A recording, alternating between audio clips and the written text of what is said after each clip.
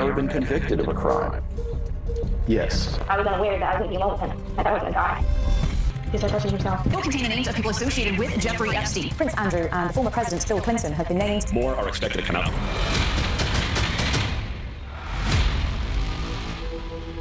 What is Epstein files అది తెలుసుకోవాలంటే ముందుగా మనం దీని హిస్టరీ తెలుసుకుందాం. ఒక టీచర్, ఒక ఐస్లాండ్, దీని మధ్య దాగున్న ఒక అపరాధి, ఇదే ఈ ఎప్స్టీన్ ఫైల్ యొక్క స్టోరీ. జెఫ్రీ ఎప్స్టీన్ అనే ఒక వ్యక్తి 1974లో టీచర్గా పనిచేసేవాడు. మ్యాథ్స్ అండ్ ఫిజిక్స్ టీచర్గా పనిచేసే ఈ జెఫ్రీ ఎప్స్టీన్ సడన్గా బిలియనియర్గా మారిపోతాడు. ఇయర్ 1980లో ఈ జెఫ్రీ ఎప్స్టీన్ చాలా పెద్ద మిలియనియర్గా అవ్వడమే కాకుండా ఒక ఐలాండ్ని కూడా మెయింటైన్ చేస్తుంటాడు. ఈ ఐలాండ్కి పెద్ద పెద్ద సెలబ్రిటీస్ VVIPస్ని ఇన్వైట్ చేసి ఒక పెద్ద పార్టీస్ అయితే అరేంజ్ చేసేవాడు వాళ్ళందరికీ. Jeffrey Epstein within short period of టైంలో ఇంత పెద్ద బిలియనియర్గా అయిపోయి celebrities and politicians irrespective of సెలబ్రిటీస్తో కలిసి వరల్డ్ టూర్ చేసేవాడు. వరల్డ్ కంట్రీ బై కంట్రీ అయితే అతను ట్రావెల్ చేసేవాడు.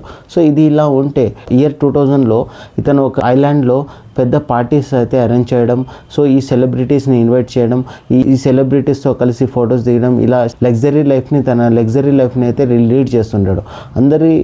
అందరికీ కామన్గా ఉన్న ఒకే ఒక డౌట్, ఎలా ఇంత పెద్ద బిలియనియర్గా మారిపోయాడు అని.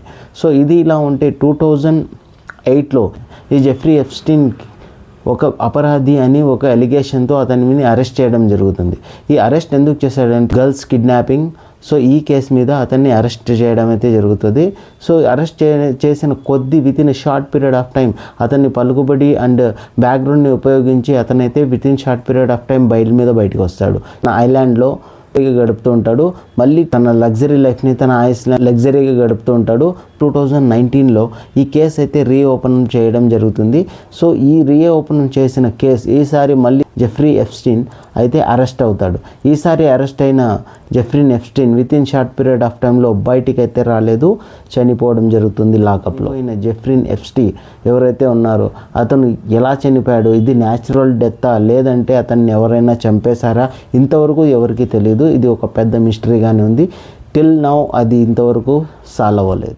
2024లో ఈ కేసు అయితే రీఓపెన్ చేయడానికి కోర్టు ఆదేశాల మేరకు ఈ జెఫ్రీ ఎప్స్టీన్ ఏదైతే ఫైల్స్ అయితే అతను సీక్రెట్గా దాపెట్టాడో ఆ ఫైల్స్ అన్నీ అన్సీల్ చేయడానికి కోర్టు అయితే పర్మిషన్ ఇస్తుంది. కోర్టు పర్మిషన్ ఇచ్చిన తర్వాత ఈ ఫైల్స్ని మనం అన్సీల్ చేసిన తర్వాత అందరూ ఆశ్చర్యపోయేలాగా ఆ ఎప్స్టీన్ ఐలాండ్లో ఏం జరిగింది, ఎంతమంది దీనిలో ఇన్వాల్వ్ అయ్యారు, ఆ ఇన్వాల్వ్ అయిన వ్యక్తులు ఏమేమి దారుణాలు చేశారు, సో ఎంతమందిని అయితే బలి తీసుకున్నారు, ఎంతమంది చిన్నపిల్లల ప్రాణాలు పోవడానికి కారణమయ్యాడు చూపించారు. ఎవ్రీథింగ్ డీటెయిలింగ్గా ఉందన్నమాట. ఇది మనకు ఇంతవరకు ఉన్న ఇన్ఫర్మేషన్ ప్రకారం ఎప్స్టీన్ ఫైల్స్లో జరిగిన దారుణాలు ఎలా జరిగాయి అనే ఇన్ఫర్మేషన్ మాత్రమే ఉంది. ఈ స్టోరీకి ఇంకొక సైడ్ ఉంది. ఎందుకు ఇలా చేశారు అని తెలుసుకోయే ముందు ఈ అందరూ ఏం చేసేవాళ్ళో అది తెలుసుకుందాం. సో ఈ ఎప్స్టీన్ ఫైల్స్లో ఎవరైతే ఇన్వాల్వ్ ఉన్నారో వాళ్ళందరూ ఇక్కడ ఉన్న రెఫరెన్సెస్తో, ఇక్కడ ఉన్న ఫొటోస్, వీడియోస్లో మనకున్న ఇన్ఫర్మేషన్ వీళ్ళందరూ కలిసి ఎలిమినాటీ అనే ఒక మతాన్ని అయితే వీళ్ళు ఫాలో అవుతున్నారని తెలుస్తుంది. ఈ ఎలిమినాటీ ఏంది అని తెలుసుకుందాం ఫస్ట్. ఈ ఎలిమినాటీ అనే ఒక మతాన్ని ఎవరైతే ఫాలో చేస్తారో ఇందులో ఇన్వాల్వ్ అయిన ప్రతి ఒక్కరూ చాలా క్రూరమైన రూల్స్ అయితే పాటించాల్సి వస్తుంది. ఇందులో మెయిన్ వచ్చేసి బ్లాక్ మ్యాజిక్ అండ్ నరబలులు అండ్ బలి ఇవ్వడం అనే కాన్సెప్ట్ని వీళ్ళైతే నమ్ముతారనమాట.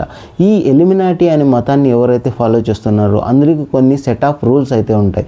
సో బ్లాక్ మ్యాజిక్ అలా చిన్న దాంట్లో స్టార్ట్ అయితే ఒక సెట్ ఆఫ్ లెవెల్లో మనం రీచ్ అయిన తర్వాత ఇక్కడ బలులు ఇవ్వడం కూడా ఇందులో భాగంగానే మారిపోతుంది. సో ఒక్కసారి నరబలి ఇవ్వడం వల్ల వాళ్ళకి ఇది ఎలా ఉపయోగపడుతుందంటే, నరబలి ఇచ్చిన తర్వాత వీళ్ళ పవర్ ఏదైతే ఉందో ఆ పవర్ డబల్ అవుతుంది. వాళ్ళు మనీ ఉంటుందో ఆ మనీ ఇంక్రీజ్ కావడం జరుగుతుంది. అలా వాళ్ళకి ఈ నరబలులు అనేది హెల్ప్ అవుతుందని వాళ్ళ నమ్మకం. ఈ నమ్మకం వల్ల వాళ్ళందరూ ఎలా మారిపోయారంటే, ఈ ఒక్కసారి చేసిన ఒక నరబలి వల్ల ఇంత లాభం వస్తే ఇదే పనిని మనం చేయడం వల్ల వాళ్ళ పవర్ అయితే ఇంక్రీజ్ అవుతుంది అని వాళ్ళు నమ్మడం జరిగింది. మనం వీడియోస్లో ఏదైతే చూసామో ఎప్స్టీన్ ఫైల్స్ వీడియోస్లో ఆ విధంగా ప్రతి ఒక్కరిని చిన్నపిల్లల్ని ఆడపిల్లల్ని వాళ్ళు చంపడం జరిగింది. మెల్లిగా ఇది ఒక మతం కోసం చేయడం, ఒక పవర్ కోసం స్టార్ట్ చేసిన ఈ మెల్లిగా దీనికి వాళ్ళు ఎడిక్ట్ అయిపోయారని తెలుస్తుంది. సో మనం 2019లో సఫర్ అయిన కరోనా పుట్టింది మనకు తెలిసిన ఇన్ఫర్మేషన్ ప్రకారం చైనా నుంచి వచ్చింది, జపాన్ నుంచి వచ్చింది అని అది అబద్ధం. ఈ కరోనాని పుట్టించింది కూడా వీళ్ళే, దానికి మెడిసిన్ని పుట్టించింది కూడా వీళ్ళే. మెల్లిగా కరోనాని ప్రజలకి ఇంట్రడ్యూస్ చేసి దానివల్ల ఇది ఎంత ప్రమాదకరమో అందరికీ భయం పుట్టించి దీనివల్ల జనాలు చనిపోతున్నారని ఒక పుకారు లేపి దానికి మెడిసిన్ వీళ్ళే కనుక్కున్నారని మెల్లిగా ఆ మెడిసిన్ని మనకి జనాలందరికీ ఇవ్వడం జరిగింది. ఆ మెడిసిన్ స్లో పాయిజన్ లాగా అందరినీ చంపడం జరిగింది.